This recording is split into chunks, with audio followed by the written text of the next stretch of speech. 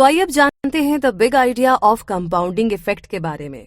हो सकता है कि कंपाउंडिंग इफेक्ट आपको थोड़ी टेक्निकल चीज लग रही हो, तो इसीलिए हम इसे थोड़ा ब्रेक करके समझने की कोशिश करेंगे कि इसके पीछे एग्जैक्टली क्या है।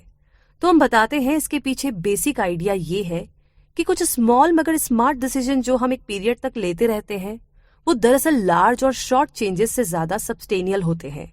अब हम इसका एक एग्जाम्पल लेकर देखते हैं। मान लीजिए 3 दोस्त हैं, फ्रेंड ए, फ्रेंड बी और फ्रेंड सी। वे तीनों इतने क्लोज है कि ऑलमोस्ट सारी चीजें साथ ही करते हैं। उनको पार्टीज वगैरह अटेंड करने का शौक है क्योंकि उनके पेरेंट्स काफी रिच है, इसीलिए वो तीनों यंग और रेकलेस भी हैं। हालांकि एक पॉइंट ऐसा भी आता है कि जब उनकी लाइफ में ड्रास्टिक चेंज आता है। फ्रेंड ए डिसाइड करता है कि वो अब ऐसी लाइफ नहीं जिएगा।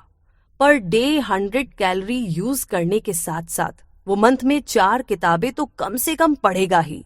फ्रेंड बी ने डिसाइड किया कि वो अब सारी पार्टीज और ऐसी रेकलेस लाइफ जीना छोड़ देगा, लेकिन हाँ, क्लब जाने के बदले वो घर पर बैठ करके टीवी और फिल्में देखेगा और बस एक बियर पिया करेगा। फ्रेंड सी ने कोई एफर्ट नहीं किया, वो जैसी लाइफ जी रहा था वैसे ही जीता रहा। 3 साल के बाद एक प्लेन क्रैश में तीनों के पेरेंट्स मारे जाते हैं। अब तीनों फ्रेंड्स एकदम अकेले रह गए। बाद में उन्हें रियलाइज होता है कि उनके पेरेंट्स ने बिजनेस में इन्वेस्ट करने के लिए कुछ लोन्स ले रखे थे जो कि अभी चुकता नहीं हुए थे। इसीलिए इन्वेस्टर्स अपना पैसा वसूल करने के लिए उन तीनों की सारी प्रॉपर्टी बेच देते हैं। अब ना तो उनके पास पैसा रहा और ना ही पेरेंट्स जो उनके खर्चे पूरे करते थे। अब आप ही बताइए कि इन तीनों में से कौन है जो सरवाइव करेगा? वो होगा फ्रेंड ए, क्योंकि उसने इतनी सारी कैलोरीज लॉस्ट की है तो अब तक वो काफी फिट हो गया होगा और 3 सालों से वो हर महीने 4 बुक्स पढ़ता रहा है, तो उसके पास अब नॉलेज भी ज्यादा होगी।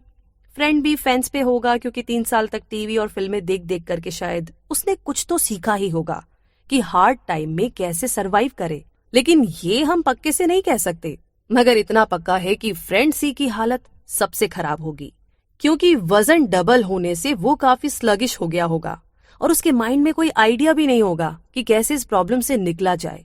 ऐसी हालत में वो हेल्प के लिए अपने बाकी दोनों दोस्तों या किसी और दोस्त के पास ही जाएगा। तो यहाँ पर क्या हुआ?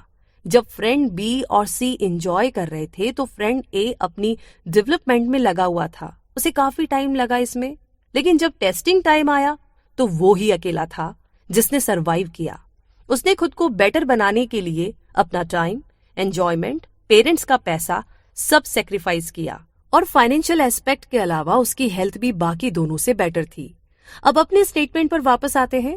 इस स्टोरी के हिसाब से एक स्मॉल और स्मार्ट चॉइस होगी 100 कैलोरीज पर डे लूज करना और मंथ में एटलीस्ट 4 किताबें तो पढ़ना ही। और 3 साल बाद जो रिजल्ट मिलता है वो साबित करता है कि इस डिसीजन की सक्सेस का। तो ठीक यही चीज ना हम अपनी डेली लाइफ में अप्लाई कर सकते हैं, स्मॉल स्टेप्स लेकर के, जिसका इफेक्ट हमारे फ्यूचर पर काफी पॉजिटिव वे में पड़ेगा। तो ऊपर वाले एग्जाम्पल से सीख लेकर के, जैसा डारेन हार्डी ने किया था, हम भी फॉर्मूला प्रोपाउंड कर सकते हैं। Your decision or choice plus your action or behaviour plus repeated action plus time is equal to success. तो चलिए अब इसके हर कंपोनेंट को रेलेवेंट एग्जाम्पल से समझते हैं। चॉइस और डिसीजन। हार्डी के हिसाब से किसी गरीब, अनहेल्दी और डिप्रेस्ड और अमीर, हेल्दी और अनडिप्रेस्ड के बीच बस एक चॉइस का ही फर्क है। जो आज हमारा प्रेजेंट स्टेट है वो हमारे बीते कल के डिसीजंस की वजह से है। जैसे मान लीजिए आप अगर आज एक डॉक्टर, इंजीनियर या बिजनेसमैन बने हैं तो इसीलिए बने हैं क्योंकि ये चॉइस आपकी थी कि आप बड़े होकर क्या बनेंगे। तो कुल मिलाकर के अगर कहे तो हमारी लाइफ हमारी चॉइस का ही एक रिफ्लेक्शन होती है। अब जैसे मान लीजिए आज आप थोड़ा वेट लूज करने का डिसीजन लेते हैं तो आपके फ्यूचर में यही रिफ्लेक्ट होगा कि आपने वेट लूज किया है और लोग आपसे इस तरीके के सवाल पूछेंगे, अरे आप तो स्लिम लग रहे हैं, क्या आपने वजन कम किया है? वाओ, अब आप पहले से ज्यादा स्लिमर लग रहे हैं। अब भला उन्हें कैसे पता होगा कि वेट लूज करने का डिसीजन आपने बहुत पहले ही ले लिया था? उन्हें तो बस आपका प्रेजेंट दिखेगा क्योंकि आप अपनी चॉइस के फिजिकल रिप्रेजेंटेशन बने हैं। एक कहावत है कि आपकी सक्सेस उन बहुत सारे गुड डिसीजंस का प्रोडक्ट है जो आपने लिए थे, जबकि फेलियर उन गुड डिसीजंस का प्रोडक्ट है जो आप ले नहीं पाए थे। तो अपनी लाइफ को इम्प्रूव करने के लिए आपके डिसीजन मेकिंग में भी इम्प्रूवमेंट होना बहुत जरूरी है। और यहाँ पर ऑथर बताते हैं आगे कि वो एक गुड डिसीजन तभी ले पाते हैं जब वो कॉन्शियस और क्रिटिकल थिंकिंग करते हैं। उन्हें नहीं पता ये आपके साथ होता है या नहीं, मगर उन्हें ये याद है कि बचपन में उन्होंने कुछ चीजें ऐसी की थी जिनके बारे में सोचकर ही उन्हें अजीब लगता है। वो सोचते हैं कि मैंने ऐसा कर कैसे लिया था।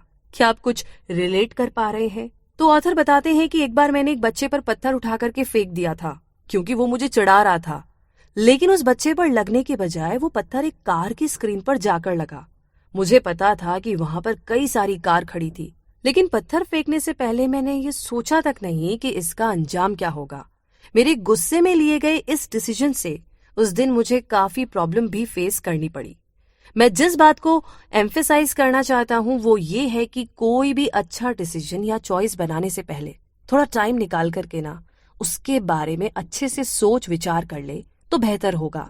एनालाइज करें कि उसके एडवांटेजेस और डिसएडवांटेजेस क्या होंगे। अगर मैं ये स्टेप लेता हूँ तो क्या ये मेरे फेवर में होगा?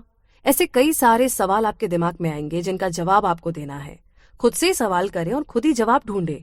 तो सच तो ये है कि बहुत सारे लोगों को आज अगर किसी बुरी हालत में आपको 2 पॉसिबल ऑप्शन दिए जाए तो $3 मिलियन कैश में या 1 सेंट जो हर रोज 31 डेज तक डबल होता रहेगा, तो आप कौन सा ऑप्शन चूज करेंगे? चलिए साथ मिलकर के इसे एनालाइज करते हैं।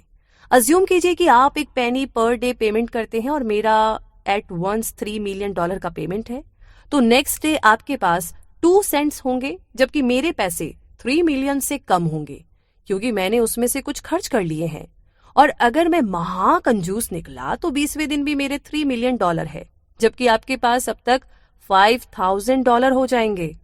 31वें दिन आपका 1 सेंट अब $10 मिलियन तक पहुंच चुका होगा जबकि मेरे पास 3 मिलियन से बचा पैसा होगा। तो पॉइंट की बात तो ये है कि हम दोनों ने ही अपनी अपनी चॉइस रखी, यानी कि ऑप्शन जो हमने चूज किया और एक्शन लिया। आपको पर डे पेमेंट मिल रही है और मुझे मेरी पेमेंट एक बार में ही मिल गई। आपको हर दिन 1 सेंट लेने की हैबिट हो गई होगी जबकि मैं अपने 3 मिलियन रोज खर्च करता जा रहा था। आपकी चॉइस का कंपाउंड इफेक्ट उससे कहीं ज्यादा है जो मुझे एक बार में ही मिल गया। अगर ये एग्जाम्पल हम प्रैक्टिकल लाइफ में अप्लाई करके देखें तो पता चलेगा जो मैंने एट वंस पाया वो हमारी लाइफ में उस ग्रेटिफिकेशन या प्लेजर वाली चीजों की तरह है जो इंस्टेंट खुशी देती है, जैसे ओवर ईटिंग ऑफ शुगर। जब हम ज्यादा मीठा खाने लगते हैं, सारे दिन बिस्तर पे पड़े रहना, खूब ड्रिंक करना और खूब सारा पैसा खर्च करना वगैरह वगैरह। जबकि 1 सेंट पर डे वाला ऑप्शन हमारे स्मॉल चॉइसेस जैसा है।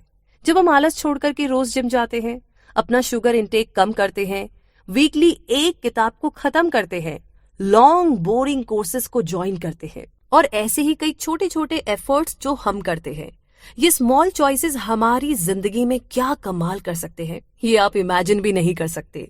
ठीक वैसे ही जैसे हर रोज 1 सेंट मिलने से एक दिन आपके पास $10 मिलियन से भी ज्यादा पैसे आ सकते हैं।